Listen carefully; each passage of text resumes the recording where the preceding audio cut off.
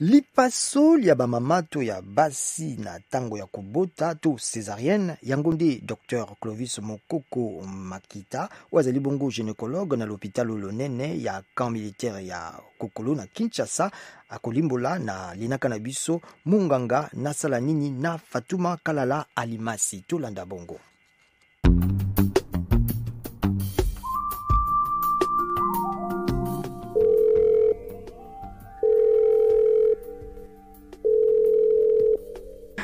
Munganga, nazoyoka pasi awa. Nasala nini? Soki ozayoka boye, esengeli omona biso minganga. Lolenge ya kobota na nzela ya likolo après lipaso yango nde tobengi yango césarienne. Oui, docteur. Kasi ndenge olobi bongo ezali na lolenge mibale ya kobota mwana, lolenge ya nzela ya se ya basi to pe ya lipaso. Kasi eloko nini nde esalaka ete mwasi mosusu abota na nzela ya se ya basi, mosusu abota na nzela ya lipaso? Alors, merci beaucoup na mutuna.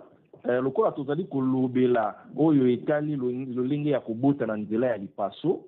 Alors, eloko nini esalaka ke mwasi na ndenge nzambe asala ye azobota na ndenge ya sete ye na mbala wana akobota na lolenge ya lipaso.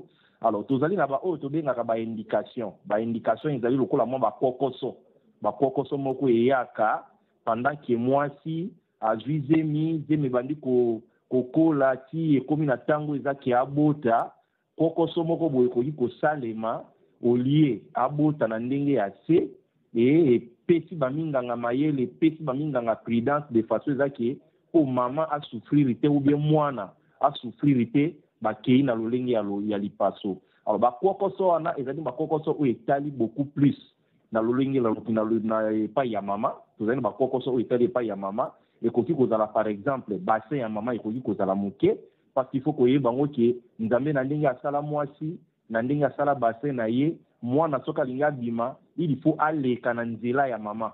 Il faut aleka na nzela ya mama. Nzela ya wana na ndenge nzambe asala yango eza nzela moko oyo esi ebongiselami deja na ba dimension nyonso oyo esali ke mwana tu soki akomi na moma ya koleka na kimia. Mais ezali na babasi mususu nzela wana ezalaka muke. Okomona na moma oyo ezaki mwana il faut abima akokoka kobima te akokangama. Wana pe pesaka baminganga mayele bakende kosala lipaso.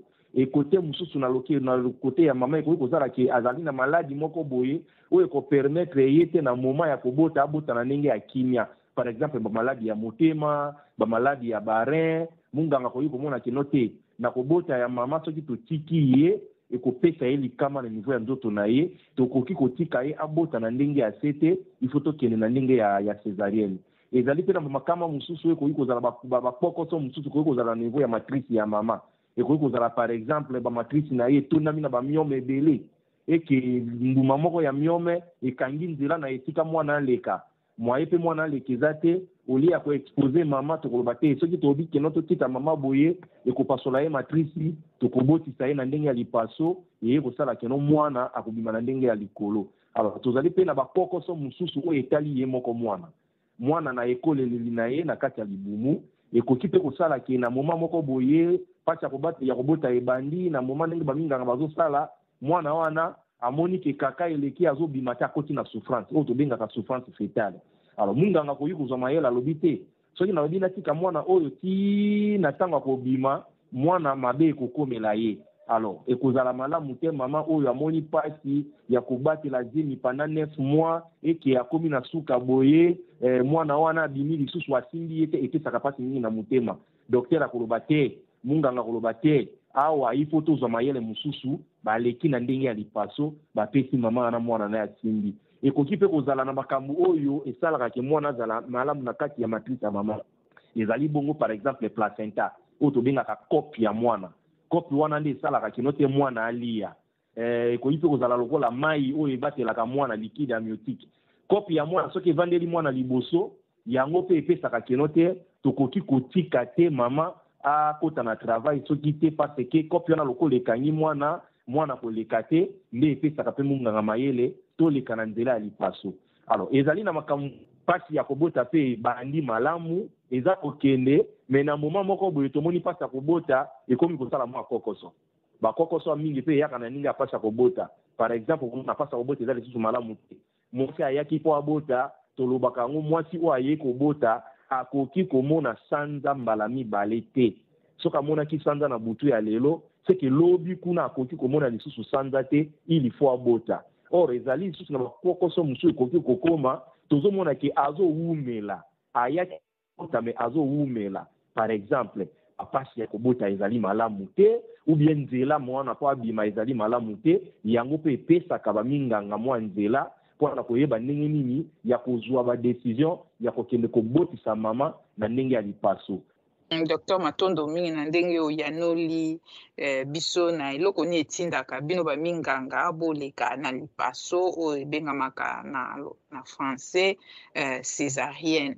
Kasi makama nini ekoki kozala emonanaka na ntango ya baopération oyo ya césarienne mpo basi mosusu babikaka te, mosusu akosala akoleka na césarienne après yoki nzoto kolongono abimi na ye sans problème, bamosusu mpe bakufaka. Risque ezali nini na kati ya likambo ya césarienne? Beaucoup mama Fatou. En tout cas na likambo na ndenge outi koloba il faut koyeba ngo liboso ke lipaso nyonso ezalaka na makama na yango. Lokola ndenge outi koloba ezali lolingi moko ya kobota na nzela ya lipaso. Alors lipaso ezali d'un côté likambo ya malamu mpona kobikisa moto, de l'autre côté yango pe ezalaka na ba complication et puis na makama na yango eyaka. Makama oyo ekoki kokoma na nzela soki lokola tobi to décider mpona kosala césarienne makama ezalaka ebele. Eza na makama ekoki kokomela biso na moment oyo tokosala césarienne, eza na makama mosusu oyo ekoki koya na ntango oyo tosilisi kosala césarienne, et puis eza na makama mosusu oyo eyaka na nsima nzela molai oyo déjà tosalaki césarienne, peut-être na bazemi mosusu oyo ekoya na nsima nde yango wana makama mosusu ekoki koya. Alors makama ekoki kokomela biso na moment oyo tozali kosala déjà césarienne, ezali makama mingi oyo ezalaka résumé tobengaka yango ezalaka ba hémorragique, makama hémorragique, c'est-à-dire mama à un certain moment akobanda kobimisa makila ebele, akobanda kosenye mingi mpona nini? Parce que zemi na ndenge eyaka na niveau ya matrice elembisaka misisa ya matrice, esalaka ke misisa na soki elembi na moment bino bozopasola misisa na nde ekomaka kobimisa makila ebele. C'est comme ça omonaka esengaka na ntango nyonso avant munganga asala césarienne ou bien avant munganga azwa décision ya kosala lipaso, il faut ba condition nyonso ya la réuni. Eza très important. Yango wana tosengaka na bamama lipaso ya césarienne il faut kosalaka yango na importe na bisika nyonso te. Eza na bisika oyo elengelami lokola ndenge outi koloba oyo OMS arekomanda alengela mpona kosala lipaso. Na moment oyo tozosala lipaso mutu akoki kobanda kosenye, akoki kobanda kobimisa makila ebele oyo ekoki kosala ke soki boza na makila ya kozongisa ye te na moment oyo bozoluka moyen nini ya kobongisa likama ya liwa ekoki mpe koya. Bamakama mosusu eyaka eza makama oyo bosilisi kosala mutu lipaso, na nsima ya kosala mutu lipaso omona mutu abandi lisusu kobimisa makila ebele mpona nini? Parce que matrice na ye tellement ke eza nanu pete ekosala ke ezozwa bakisi malamu te, makila mpe ekoki kobanda kobima. Esengaka mpe na moment wana ifo toluka kaka moyen nini ya kozongisa ye makila. Alors likama mosusu oyo ekoki koya na nsima ya kosala opération na mwa mikolo oyo epusani ezalaka beaucoup plus bamaladi oyo tobengaka bamaladi thromboembolique. Lokola na uti koloba zemi soki eye elembisaka mwa misisa ya matrice, e misisa ya matrice soki elembi efungwamaka. Or na moment oyo tosalaka césarienne ezalaka na babulu moko boyo tobengaka babulu ya makilo tobengaka bakayo. Babulu wana ekoki kokota na kati ya misisa etamboli na nzoto ya mwasi ekei kose retrouver soit na niveau ya poumon soit na niveau ya mutu eboucher mwa musisa mo na niveau ya poumon tobengaka esali emboli pulmonaire ou bien koki koboucher musisa moko na niveau ya mutu oyo tobengaka koki kopesa AVC ischémique ekoki mpe kokende na niveau ya lokolo eboucher moko musisa moko na niveau ya lokolo okoki mpe kosala oyo tobengaka maladie thrombose profonde ya membre inférieur. Bon wana eza baterme technique ndeko bakocomprendre te na lingala mpe ezali mwa pasi ya kolimbola yango, mais wana eza makama oyo ekomaka mingi na mwa mikolo oyo elandi soki towuti kosala césarienne.